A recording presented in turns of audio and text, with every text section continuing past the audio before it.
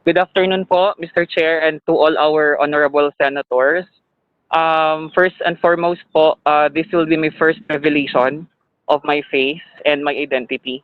I am Kaamihan. I am the former Guerrilla Front Secretary of Guerrilla Front 20 under the Sub-Regional Committee 1 of the Southern Mindanao Region. So sa kanayunan po, kilala po akong Amihan, Che, din po yung isa kong koda, and this will be my first time to take off my mask in public. So, ako po si James Saguino.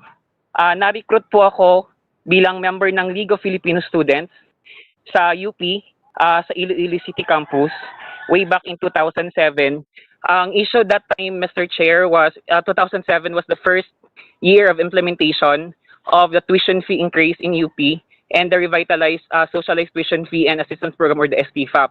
So dahil po sa issue na yon, syempre sa part ko din na galing sa mahirap na pamilya, sumuporta dun sa panawagan ng LFS at saka ng ibang progressive organizations na tutulan yung pagtaas ng matrikula sa University of the Philippines.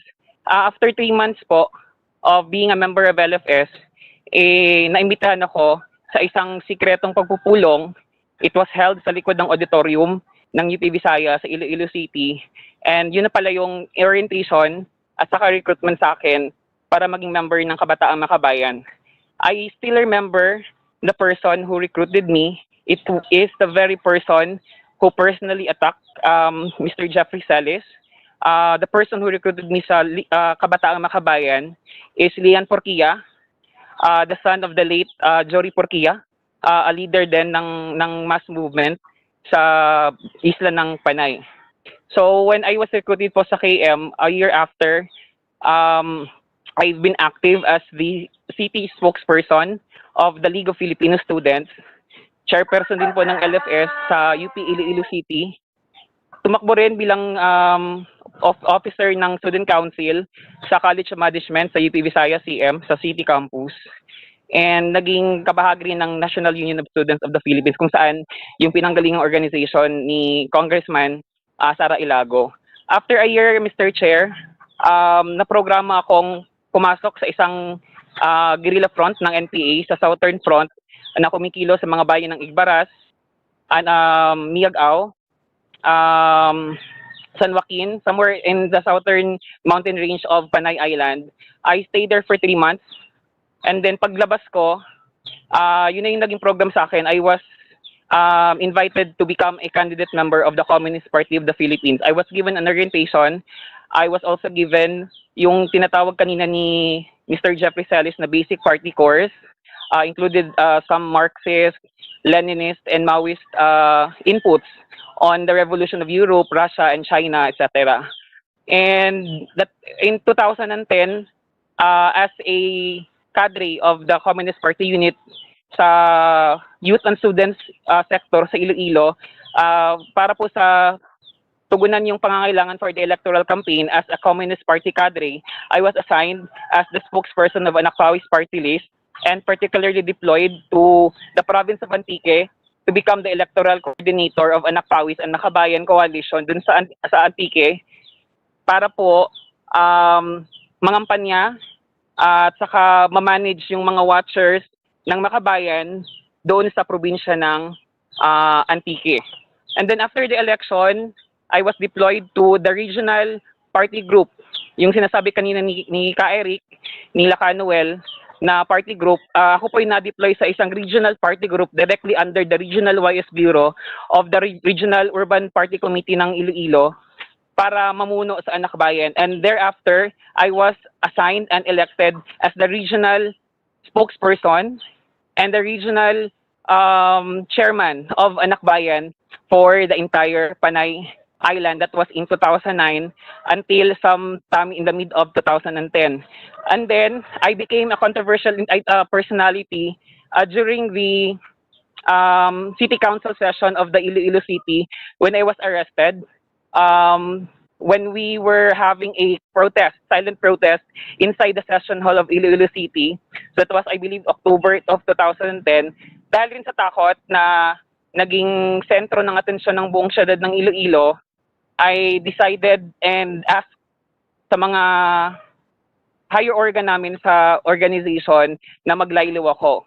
So instead of at magmaylaylo at umuwi muna sa amin sa Zamboanga or kung saan po yung probinsya namin, instead of layloing, I was offered to be redeployed kasi nangangailangan din yung buong rehiyon ng Zamboanga ng isang kadre para pamunuan yung recovery ng WMRPC, the Western Mindanao Regional Party Committee, partikular sa siyudad ng Zamboanga at sa ilang bahagi ng Zamboanga Sibugay. So in the December of 2010 until 2011, I was the Anakbayan Regional Coordinator of the entire Zamboanga Peninsula. I was able to attend the National Assembly and National Council meeting of Anakbayan sometimes in May 2011, and I was elected as the National Vice Chairperson for the entire Mindanao of the Anakbayan National Executive Council. And after that, Mr. Chair, December, I was invited na dumalo sa isang intermediate party course, isang pag-aaral ng partido sa isang in the hinterlands of Davao Region, particularly Sitio Cogonon, Barangay Salvacion, Trento, Agusan del Sur. At after ng pag-aaral, I decided to become a full-time NPA thereafter.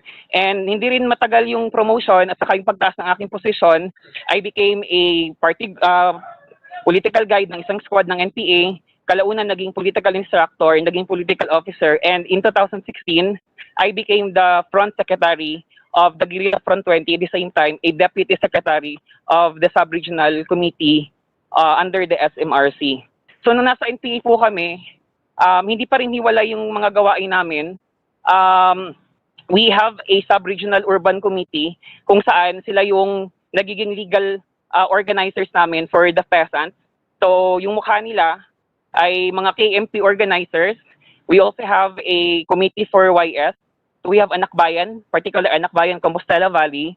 And during election, kami talaga sa Guerrilla Front yung nagpapatawag ng mga susing mga personality sa loob mismo ng Guerrilla Front sa kampo ng NPA para pag-usapan ano yung magiging role ng mga Guerrilla Front ng NPA sa panahon ng eleksyon. And there was indeed a time in 2016 nung tumatakbo si President Duterte, hindi naman ikakailan ng lahat na the entire revolutionary movement were supporting the President Duterte in his candidacy for the President. And NPA mismo po, kami mismo yung pumupunta sa mga baryo, sa mga guerrilla base namin para ikampanya si President Duterte, ikampanya yung Bayan Muna, ikampanya yung Anak Pawis, and Kabataan Party List, etc. So, yung sinasabi nilang red tagging, ako minsan natatawa na lang po, Mr. Chair, kasi para sa akin po, hindi po siya red tagging. Kasi ako po, as my first time revealing my true identity sa public, especially here in the Senate inquiry ng ating Senate of the Philippines, I really testify na there is no such thing as red tagging. Kami sa Anakbayan, the regional party group na namumuno sa Anakbayan, a regional party group is a party group being of the Communist Party of the Philippines. Kami talaga yung namumuno at saka nanghihikayat ng mga estudyante. May program yan, first immersion sa mga peasant communities, immersion sa mga urban poor and worker communities, until the time na makakapag-decide yung mga members namin na sumampa sa New People's Army. Gaya ko na na-program din at saka dumating sa point na nag-decide ako before na sumampa sa New People's Army. And these party list groups na tumatakbo sa under the Makabayan Coalition ay mga party list groups talaga na we are leading. Even the regional party committees ng SMRC and all other regional party committees all over the Philippines, down to its NPA units, have very crucial role in campaigning, in implementing solid votes, solid command votes. Command votes, ibig sabihin, all members of the underground mass organizations, members of PKM, members of Makibaka, members of Kabataang Makabayan na nasa loob ng guerrilla base, it's mandatory for them to vote for these party list organizations na tumatakbo sa Congress, Mr. Chair.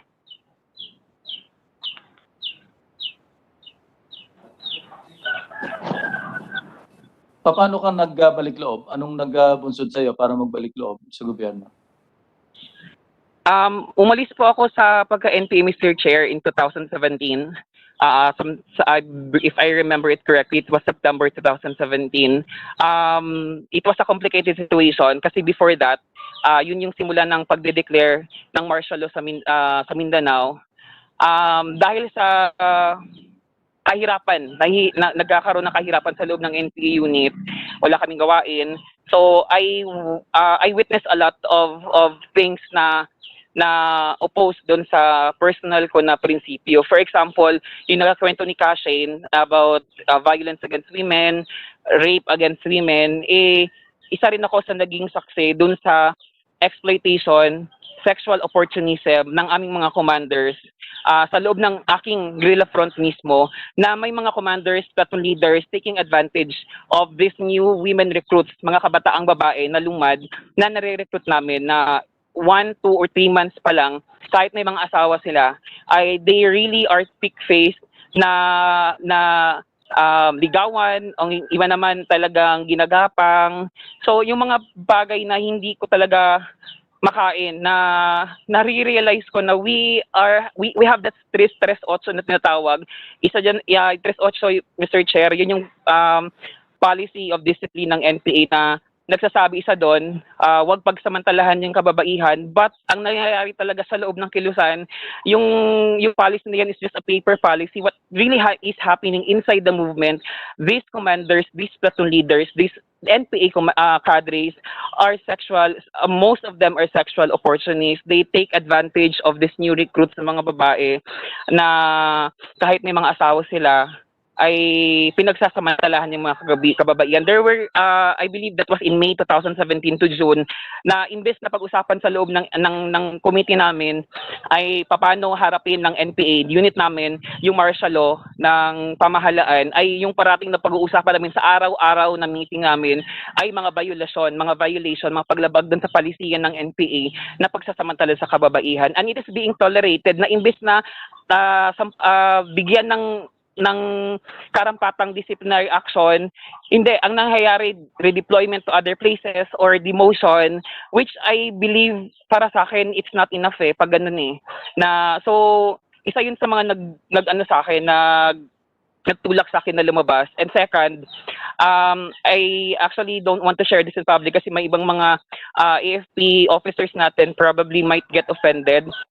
Kasi I was included, I was able to join an NPA ambush sometimes in 2016, I believe that was July, against forces of the 25th Infantry Battalion sa bukirin ng Kilometer 56, Barangay Rizal, Moncayo, Davao de Oro, na may isang tropa talaga na sundalo na patay na, nilaslasan pa rin talaga ng liig. So, sa part ko, syempre, tingin ko napaka hindi makatao na I believe this is... Amihan, nandoon ka mismo? Doon sa Yes, ambus po. na yon. Yes po, I was there. I was the political officer of that unit who ambushed those 25th IB troops operating, and we decided as cadre na we should withdraw. However, may isang platoon leader, I believe he was a platoon leader or political instructor sa isang platoon namin, na imbis mag-withdraw na kami, talagang nilaslasan pa yun ng leeg yung patay ng tropa. So napaka-inhumane. I understand some issues of the Communist Party and the NPA are legitimate. For example, landlessness, poverty, these are legitimate issues. But having this dead human being killed twice, hindi ganito yung gusto kong hindi to yung gusto kong advocacy, hindi ganito yung hindi to yung prinsipyo ko. So yung nangyari, when we had a meeting, Mr. Chair, sa loob ng sub-regional committee, equivalent po to ng isang provincial committee ng partido, pinag-usapan talaga. And syempre sa loob ng party may death penalty. I really asserted for death penalty against that political instructor na naglaslas ng liig ng isang tropang patay na. However, some of our cadres sa loob ng SRC decided for a demotion instead of a death penalty, and I was very insulted kasi malaking violation yan, hindi lang sa batas ng NPA, even sa Geneva Conventions, IHL, etc. Tayo, NPA is claiming to be compliant to this international humanitarian law, to this Geneva Convention. However, kami din pala kami din pala yung parang nag-cover up dun sa mga violations. So napagtanto ko, Mr. Chair, na these are all deceptions, na yung mga sinasabi namin sa propaganda, sa social media, sa media, etc. Ano lang pala to, pagpapanggap na yung NPA ay mga hukbo ng mga mahihirap, yung NPA hukbo ng magsasaka. Pero hindi, ito ay isang ano lang, NPA na walang prinsipyo, NPA na nangahasik lang talaga ng game for the sake of overthrowing the government, and that's a thing I can't accept. Bilang ako, I entered initially the organization as an LFS member, believing that this is an organization that advocates for social change, an organization that advocates for government empowerment, etc. Pero hindi eh. Kahit na sa mga rally, sinasabi na namin na yung mga pulis daw yung nag-i-initiate para magkaroon ng mga riot, etc. Pero hindi, I was able to join, Mr. Chair, a rally in US Embassy, I believe sometimes in 2011. Kami talaga yung nagdadala ng mga cellophane, mga plastic, mga kabalot na mga tae, nakabalot na mga panis na mga pintura, at kami talaga yung na-observe ko talaga na sa hanay namin na anak bayan at LFS, kami yung nag-i-initiate para mag-create ng riot sa mga kilos protest. And that's a thing na tingin ko naman na hindi naman necessary dapat na ganun dumating kasi may nakulong na mga kasama, may mga nasaktan, nasugatan, iba mga nasagasaan, at it's parang labas na siya dun sa ano yung gusto kong mangyari. Ito yung dahilan, Mr. Chair, bakit ako nag-decide na umalis sa Kilusan, bakit ako nag-decide na sumuporta sa government. Kasi I realized, Mr. Chair, na hindi naman dapat dahas yung paraan para makamit ng mga mamamayan, ng mga mahihirap, kung ano yung mga advocacies, ano yung mga demands ng mamamayan, kundi the government is always there to listen. I was able to observe that when after I left the organization. Nakita ko yung sincerity ng government to reach out to people who are vulnerable to exploitation and infiltration ng CPP, NPA, and NDF, Mr. Chair.